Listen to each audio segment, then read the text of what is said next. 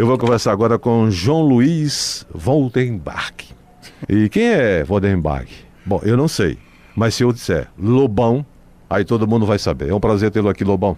Evandro, é um prazer muito grande aqui, uma alegria intensa que eu estou aqui desde anteontem em Fortaleza, fazendo um périplo por várias instituições, organismos e organismos de mídia, organizações da sociedade civil, e estou muito feliz, estou me sentindo muito bem-vindo, muito bem recebido. Lobão, multi-instrumentista, cantor, compositor, escritor, apresentador de TV. O que falta mais para você? Olha, eu prefiro, assim, eu estou tentando, noves fora, se focar na minha carreira que eu realmente gosto, que é ser músico, né? Estou lançando meu disco novo. E o livro também é sobre, na verdade, o lançamento que vai sair agora na Saraiva, que é Em Busca do Rigor e Misericórdia, ele é um livro feito no meio da feitura desse disco, que é o disco da minha vida. Que é o disco que eu toquei todos os instrumentos, gravei tudo, aprendi a como mexer em computador, a ser o meu engenheiro de som. E o personagem principal do livro é o estúdio, que eu gravo todos esses... Gravo com viola caipira, guitarra, baixo, órgão, teclado, bateria, tudo, faço os backing vocals, faço tudo. Ainda sou engenheiro de som. Essa história de você ser rebelde é por decisão pessoal? Ou, na verdade, se polemiza muito o que é realmente o cantor Lobão? Eu acho que o meu ponto de vista é uma coisa mais simples. Eu sou um cara que fui educado numa família que eu, por exemplo, nunca colei na escola, tá entendendo? Então, assim, eu sou um cara que aprendi a ser honesto, e assim, eu sou honesto mesmo. Até fiz psicanálise, achando que ser honestidade no Brasil seria um problema. Não, mas não é um problema, não. Pode ser problema hoje. Sim, mas o que eu acho que o que consiste a minha rebeldia é justamente eu sou um cara honesto e isso sincero. Então, você me pergunta, o que você acha daquilo? Eu falo, olha, eu acho isso, eu acho aquilo. Eu dou opiniões sinceras, eu dou opiniões honestas. Eu não quero, com as minhas opiniões, causar nenhum tipo de celeuma, mas eu tenho certeza que elas causam muita celeuma, muita polêmica. Essa palavra polêmica me acompanha a vida inteira, mas eu, na verdade, eu apenas sou uma pessoa bem educada e honesta, sincero. Eu sou um cara sincero. E às vezes você, por ser sincero, você paga um preço muito caro. Eu não sei se eu também não sou um cara que me vitimiza. Eu sou muito feliz pelo jeito que eu sou, não me arrependo de maneira nenhuma. Muito pelo contrário do jeito que eu sou. É o jeito que me fortifica cada vez mais ser do jeito que eu sou. As pessoas têm que conviver com isso e aprender que nós temos uma sociedade em que a sinceridade, uma opinião, ela tem que ser respeitada. Eu convivo com pessoas que diferem de mim e a gente tem que aprender. Nós somos um país que nós tivemos uma educação totalitarismo cultural que eu acho que já prevalece há uns 50 anos. E está na hora da gente sair dessa monomania, dessa monocultura e perceber que o povo brasileiro é muito mais plural, muito mais variado em suas manifestações literárias, artísticas, culturais, do que esse afunilamento totalitarista que a gente vive nos últimos 50 anos. Então essa coisa de te encurralar, de ter uma opinião só, todo mundo achar que aquilo é aquilo, que o país é o Brasil do swing, ou o Brasil é o país do Macunaíma, etc e tal, tem que acabar, porque a gente é um país que a gente é muito maior que isso, né? Esse choque cultural, muitas vezes, Lobão, traz realmente transtornos, não é? Aqui, traz. Adequando a esses conceitos que você acaba de falar aí a respeito da pergunta anterior.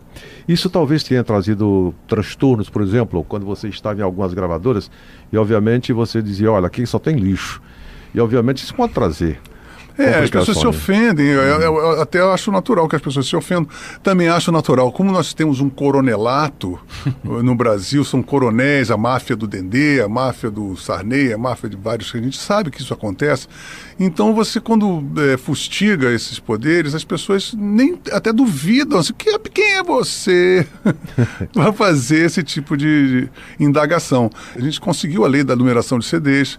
A gente fez uma campanha contra as gravadoras naquele momento, fiz a campanha contra o jabá nas rádios também, que foi uma coisa que foi suscetível a muitos ódios, né? Porque você vai pegar nichos muito, muito cristalizados, né? E também, na época do Sarney, eu era muito... Na verdade, eu fui preso com um galho de maconha E aquela prisão se transformou numa perseguição política do governo Sarney. Eu não podia tocar em Brasília, que era considerado show de segurança nacional. Fui preso 332 vezes no Brasil com 300? Mandado de busca e apreensão e restrito em todo o território nacional. Então eu comprei uma algema porque eu sou limpinho, então toda hora eu era preso, então eu tinha minha algema particular. Eu levava com bom humor, mas eu vou te dizer uma coisa, passei uns 8 anos de sobressalto que eu era preso fazendo jogging na Lagoa Rodrigo de Freitas, às vezes no Macapá, às vezes no Porto Alegre, Goiânia, em todo o território nacional, Governador Valadares, eu tenho eventos de prisão em todos esses lugares. Então eu achava aquilo uma perseguição muito severa e você não tinha razão para aquilo acontecer, a não ser uma antipatia pessoal pela minha pessoa. O juiz que lavrou essa licença, né, colocava assim, ele é um réu primário, ele já cumpriu a pena, mas por ser um mal social, entre aspas, tem de ser caçado em todo o território nacional. Então eu já lido com ódios, paixões, amores e ódios pela minha pessoa. Quer dizer, o Sarney foi um arqui-inimigo na época. Eu fiz o eleito para ele, né? Ele é o esperto, ele é o perfeito, ele que dá certo, ele se acha o eleito. Fiz pro Collor o presidente Mauricinho, fiz Quem Quer Votar, cometi um crime eleitoral que eu me arrependo, publicamente pedir desculpas ao Faustão e até o Dr. Roberto Marinho, porque eu cometi um crime eleitoral no meio do Faustão, em prol do próprio PT, do Lula. Fiquei 11 anos indexado na Globo, com toda a razão, diga-se. Por que você votou no Lula? Não, porque eu parei no dia da eleição, parecia aquele tarado da capa, que você abre, abri, tinha vários botões do PT, e comecei a olhar lá. No dia da eleição, eu ainda falei, atenção Tocantins, atenção Roraima, vocês ainda estão no horário, não votem, fazendo campanha contra o Collor. E aí o Faustão, meu amigo, o pessoal se aproximou, Lobão, vai sair do ar. E o doutor Roberto era muito amigo de meu pai. Telefonou pro meu pai com aquela fleuma, doutor Roberto. João, filhos são filhos. Eu entendo perfeitamente, mas eu quero que você saiba que o seu filho nem do lado do Paul McCartney vai entrar na minha emissora. Passei 11 anos de castigo sem entrar porque fiz essa molecagem, né? Porque isso relato no meu livro, no primeiro livro, 50 anos a mil, eu me purgo publicamente sobre essa molecagem. Mas então eu tenho essa natureza mercurial, vamos dizer assim, e eu luto pelas coisas que eu acredito, sabe? Às vezes eu também não sou o dono da verdade, né? É claro.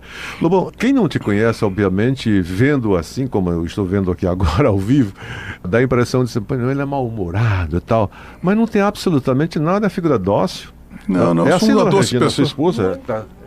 É muito dócil? Eu estou há 25 anos, ela me atura. 25 anos e casado? É. Aliás, o seu casamento também, você falou em mercurial aí, o seu casamento também, desculpa, eu estava perguntando aqui, é para a dona Regina, que é a sua esposa, há 25 anos, mas seu casamento com a Daniela demorou pouco tempo. Não, demorou bastante. Meu estado civil é sempre casado. Tá entendendo? Eu tive 3 casamentos relativamente longevos, porque eu sempre tentava emular a experiência conjugal da minha avó, que ficou 70 anos casada com meu avô. E eu achava aquilo era minha meta. Então, o meu primeiro casamento, eu casei com uma mulher 12 anos mais velha do que o meu primeiro casamento, fiquei 4 anos com ela. Depois eu casei com a Alice Pink Punk, fiquei 4 anos com a Alice Pink Punk. Casei com a Daniele Domerri, fiquei 4 anos com a Daniele. Graças a Deus encontrei a mulher da minha vida, que é a Regina, já estamos há 25. 20 anos de casado, a gente casou sob a batuta de Severino Araújo, o irmão dele inclusive faleceu hoje, né? Que esteja, Deus o tem. E casamos no dia 8 de outubro de 94, mas estamos, desde o Rock in Rio que eu levei lata, eu falei assim, fui pro Rock in Rio levar lata e saí de lá com a minha gata.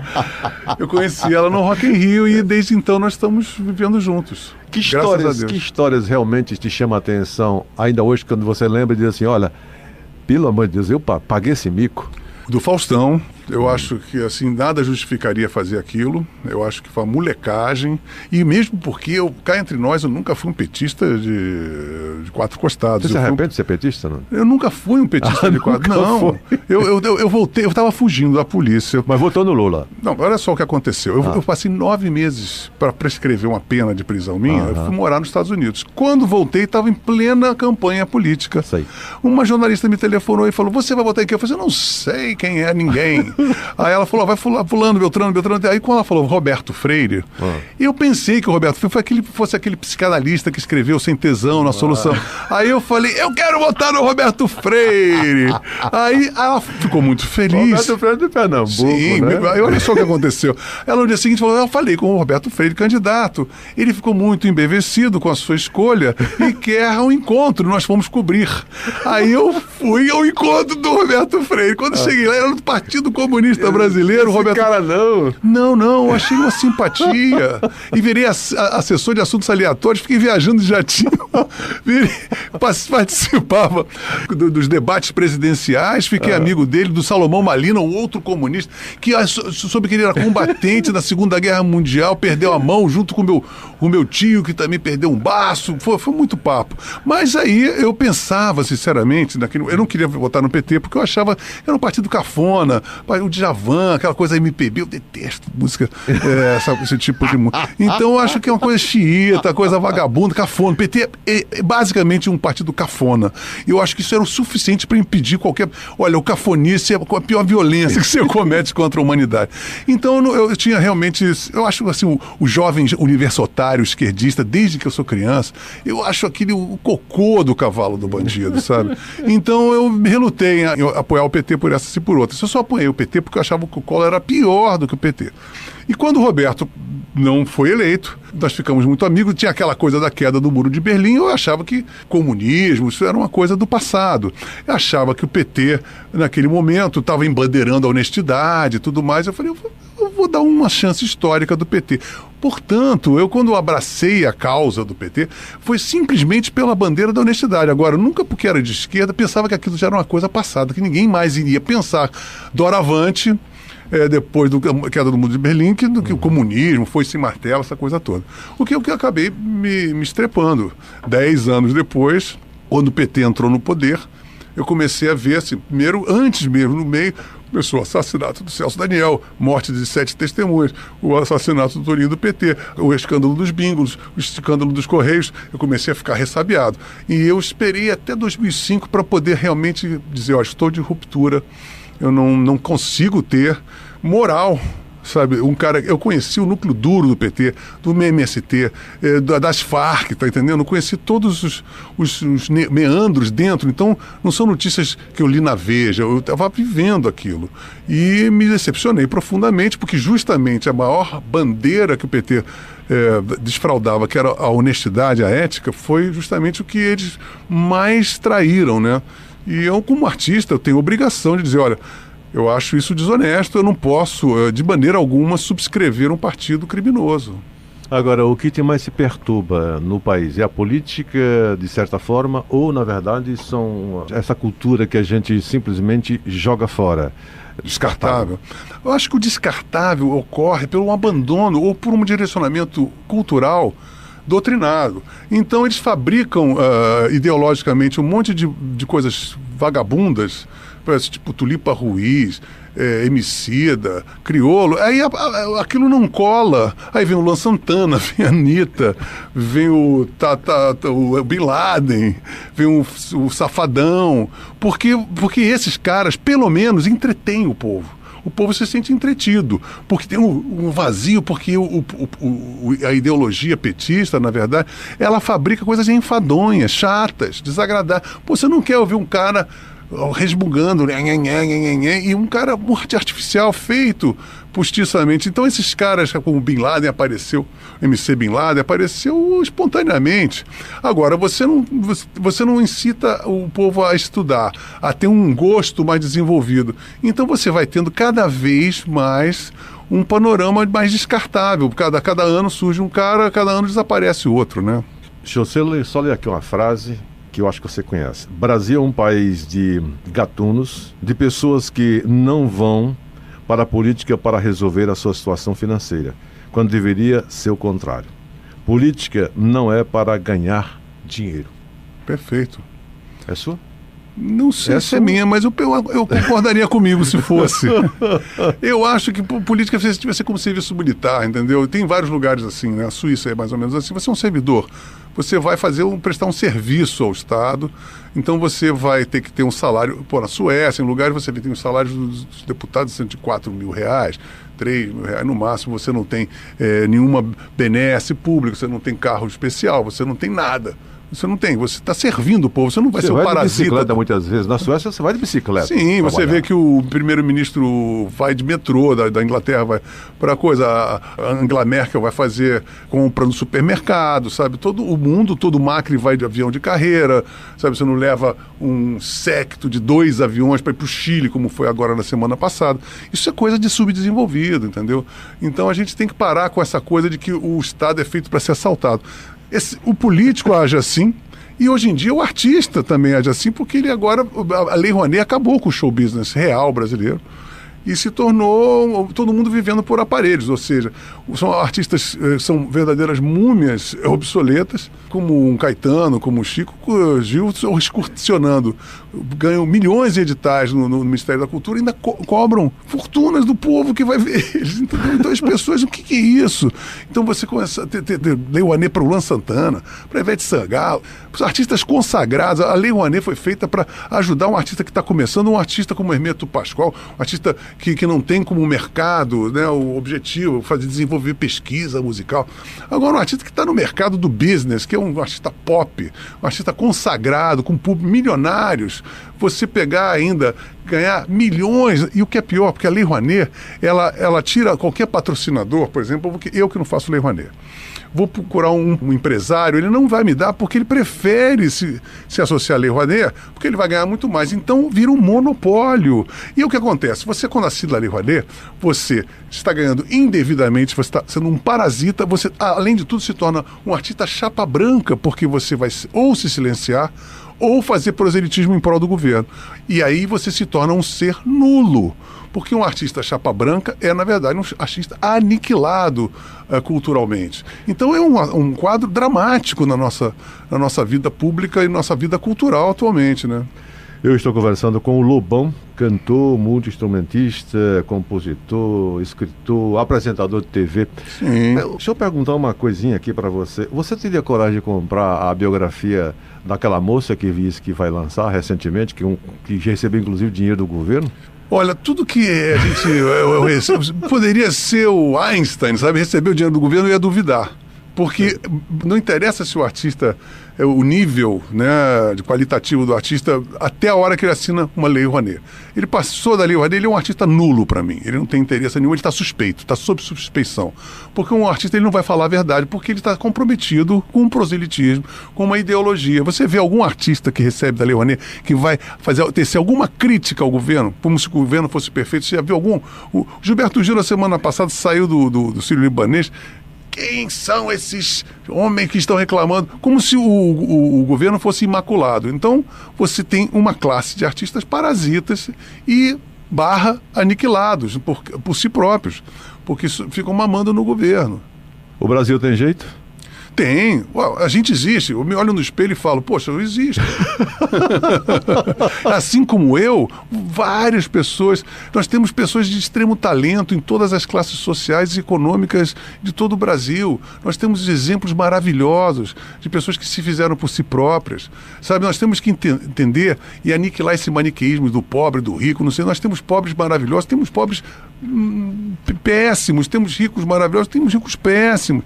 O ser humano tem essa variedade. Agora, a qualidade da cultura brasileira, olha, eu viajo o Brasil inteiro, eu vejo pessoas sensacionais, culturas maravilhosas, de formação de caldo popular, entendeu? O ser brasileiro é um ser altamente... O potencial dele é infinito. Eu acho um pecado, um crime, um genocídio. A gente está sob a égide de um coronelado, de um patrimonialismo. Porque você vê o que o PT está no poder, ele está simplesmente eternizando os coronéis. Quem é que são os grandes aliados do PT? É o Maluf, é o Collor, é o Sarney, é o Renan Calheiros. São todos esses coronéis que estão aí, coronéis na política, coronéis também na Tropicália, são todos esses septuagenários dos anos 60 que estão aí, a máfia do Dendê, né? O Gilberto Gil, Caetano, o Chico Buarque, são as mesmas figuras, são os coronéis, esses caciques. Nós temos que aniquilar esse monopólio desses parasitas para que o povo brasileiro ecloda em toda a sua exuberância, na sua beleza e na sua riqueza. Eu conversei com o querido Lobão, ele que esteve em Fortaleza lançando Em Busca do Rigor e da Misericórdia. Lobão, dá para você fazer só uma síntese a respeito exatamente do que contém nesse livro? Perfeitamente, Evandro. O negócio é o seguinte, o livro, eu tive que fazer esse livro no meio da feitura do disco, então o personagem... Uma prisão e outra, não? Não, a prisão foi há 30 anos atrás, eu estou agora muito tranquilo. Não, esse livro, na verdade, o personagem principal desse livro é o meu estúdio, porque o subtítulo do livro é Reflexões de um Ermitão Urbano. Então é uma elegia à solidão. Eu estou sozinho dentro do meu estúdio. Cada capítulo ele é designado a uma música. Como eu fiz cada música, como eu fiz a letra, quais os instrumentos. Está incluído também Me Chama ou não? Não, estou falando das músicas novas. Músicas novas. Do disco do Rigor à Misericórdia. Fala Em Busca do Rigor à Misericórdia. Do meu disco novo, que é a obra da minha vida. Certo. É o primeiro. Eu passei 10 anos me preparando para tocar todos os instrumentos. Toco guitarra, viola, violão clássico, violão de seresta, violão de 7 cordas, viola caipira, violão de 12, piano, teclado, órgão, vibrafone, bateria, baixo, faço todos os backing vocals, ainda sou engenheiro de som do disco, sou absolutamente só no estúdio. Eu, meus gatos e minha mulher. O personagem principal é o meu estúdio, meus livros ao redor, meus gatos e eu sozinho, a solidão inteira. Quantos gatos você tem? Quantos Tenho 3. Gatos? 3. Maria Bonita, Lampião e Dalila.